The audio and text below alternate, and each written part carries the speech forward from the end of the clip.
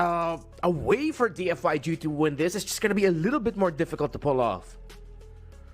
That's true. Might be a bit more convoluted. Well, at least their Harif doesn't have to deal with an Esmeralda, right? So there's that. But then again, you have a very aggressive lineup here in Onic Indonesia, which again, not surprised at all. We are going into game 1 of Onic Indonesia versus Feng Guai. We're gonna see pretty good stuff for sure, especially after they hit level 4.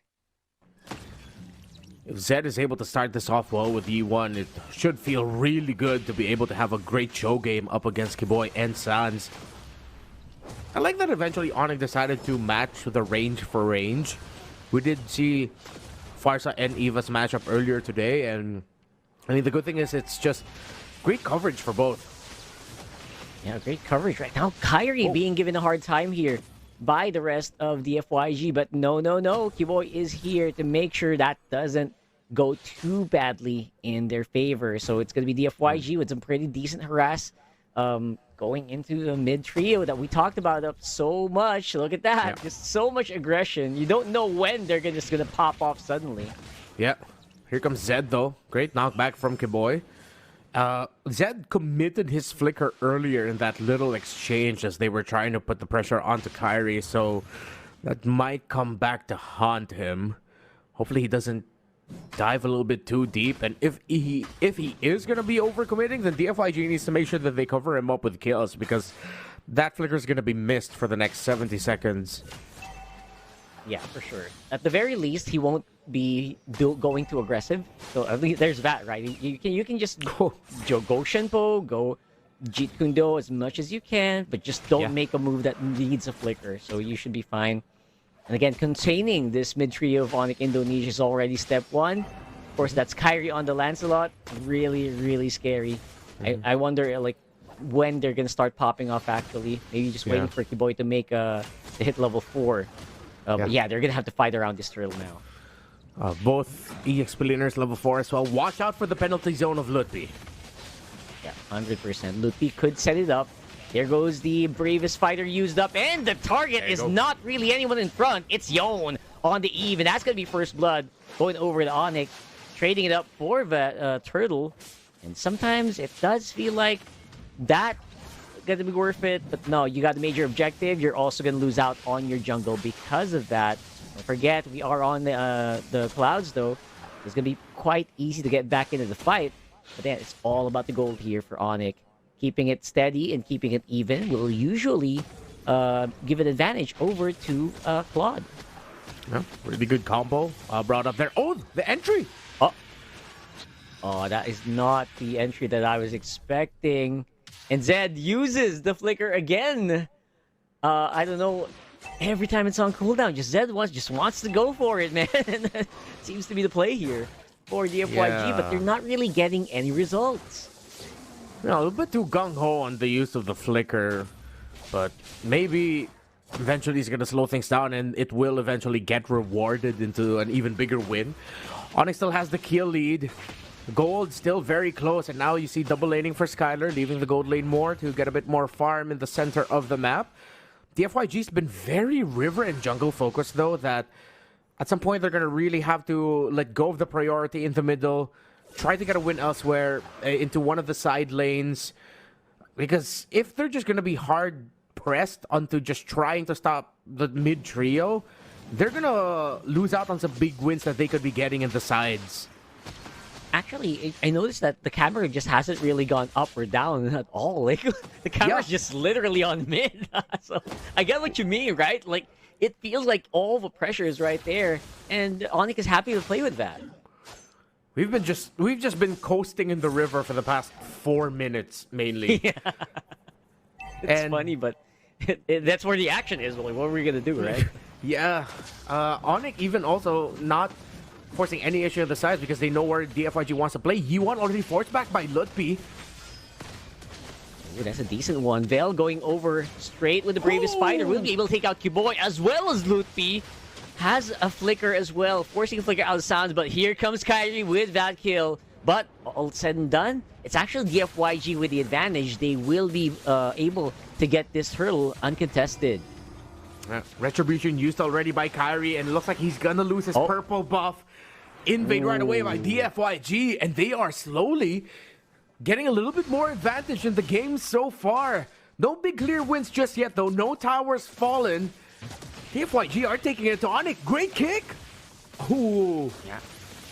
Look at that. I was about to say, like, you know what? DFYG is doing it without any flashy play. They're doing it very slowly, and then all of a sudden, of course, Zed's gonna use the flicker in the way of the dragon. Of course, right? So, right there and then, it is, stuff like that is gonna buy time. It's gonna buy more tempo for DFYG. The goal lead is actually not going up as much as I thought it should.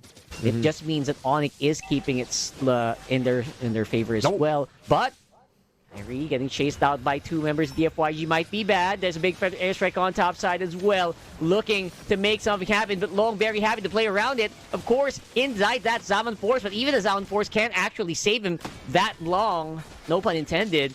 To be Yon and Zed very close by, and they're going to be forcing Onic back as well. DFYG are going to be remiss that they lost Long there. That eventually ended up as a big win for Onic, getting the first kill onto the opposing gold laner. Good thing Sans was able to fly on out of the real-world manipulation, but now DFYG, since they saw how much was committed by Onic up top, they will now go for the turret in that lane instead to trade it out. That's the right call. And two of the turrets broken in the map now have been taken down by DFYG. Man, DFYG are scarier than I thought they would be so early on in this game. Then again, it is to be expected, right? You got an Eve, you got the Lapu Lapu, one of the strongest early to mid heroes. I mean, even late. So, one of the strongest heroes. Honestly, the Grace, the Land of Dawn. And at this point, they're just leveraging their early game beefiness, even the threat of the Way of the Dragon, to get more advantages in the early game. Zed gets the vision. So now Yuan and Long will hover around the mid. The position looks good for both. No clear advantage towards side lane minion waves, but I think Onic, if they end up getting a big win in this turtle, will look towards mid or the bot already. Vel goes in. Yeah, as usual, on cue, Vel uses Brave Fire, starts up the fight, but the big penalty zone coming in from Lupi actually will be able to disrupt it so much. Yon will go down, and it is just going to be blood after blood, trade after trade, kick happening here, but the body of Zed going to keep Lupi alive just for a few moments more before he will eventually fall to the blades of the Shadow Kill. Actually, Super Ken, not really quite done yet, but he does see Kyrie and decides to just back off. At least for now. That could have been way worse than it was, or it looked, but it's like Onic is going to have to fight off so much more aggression this time around. Feng Guai boosting that goal lead to 3.2k. Yeah, Super Ken was able to win the turtle in the end. DFYG was able to even out the aggression that Onic showed. Again, penalty zone coming in big time. DFYG were able to handle it very well. Long and Yi1 might have gone down a little bit too quick in that fight, though. Still, in the end, it was recovered by Super Ken. Very interesting game. Not going the way that I expected it to, but I am pleasantly surprised with what I have been seeing. Most importantly, so from DFYG. They are taking Onic to the brink here. Still a very close game and definitely not 100%. It's Dian, Feng, Guai to lose. They still have a little bit more progress to make, but those two turret advantages, that's the little lead along with a little bit of gold that they have ahead of Onic that they're really holding on to. That's true. Really holding on to that, and I actually completely agree. This was not the way that I thought it would run. No, except maybe after that Lapu Lapu, because when they pick up the Lapu Lapu, that's going to start the fights more often than not. And when he does start the fights, Vel knows how to navigate. And maybe it's down to the fact that it's just so hard for any single or any two members of Onic to deal with a rampaging Lapu Lapu. They don't really have the tools to deal with it, especially this early in the game. Maybe that's one of the factors here contributing them. But look at that, Skylar! Almost getting taken out immediately. That was almost 100-0. Luckily, he was able to get out of dodge here, but not done yet. They're going to be able to buy so much space for this Lord. And now they're going in. Del, greatest fighter, throws down Landshaker. No one home. And it's going to be a soft reset. Long already using up the Salmon Force. This could be some pretty good stuff. Kyrie is dishing out here on the side, but Zed already used the Flicker Wave, the Dragon combination. That might be bad. That might be the ticket here for Feng Yao Guai to actually make more things happen. Kyrie's up on front, wants to make it a 50-50 if ever, but looks like they're going to decide against it, at least for now. Or will they? Don't know if Bell already has the way to drag. Or sorry, he already has it. The previous fighter actually. It's gonna be back up. Tries to go for a bush check and the flicker in straight into Sans. And look at that Lutfi. Gonna get taken out quite quickly. Super Ken is on the killing spree. Look at this guy, just unstoppable so far. Even Kyrie's Lancelot is having a hard time dealing with it. And now that's gonna be Lord number 2 going over to DFYG. DFYG, color me impressed how they pushed and pulled that Lord twice or thrice, really dragging it out, not committing the 50-50, making sure that, okay, we'll bring it down low, we'll bring Kyrie out, we'll bring Onic a little bit closer to force them, but then they already have bodies way ahead, stopping any form of aggression that Onic would want to do to really try and heavily contest. Then they soft reset it, or the first case I believe was a hard reset.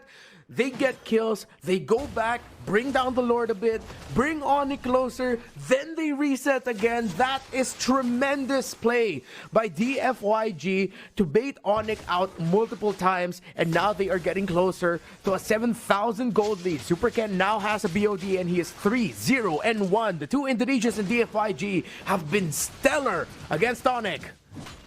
You can tell their knowledge about the opposing team right now is really helping out a lot for DFYG, knowing the tempo of Onic Indonesia to some extent. So they're doing very well, and DFYG are now just camping out in the jungle here of Onic Indonesia. Now if you're Onic, what's going to be the play here, man? Like, how do they climb themselves out of here and stop the snowball?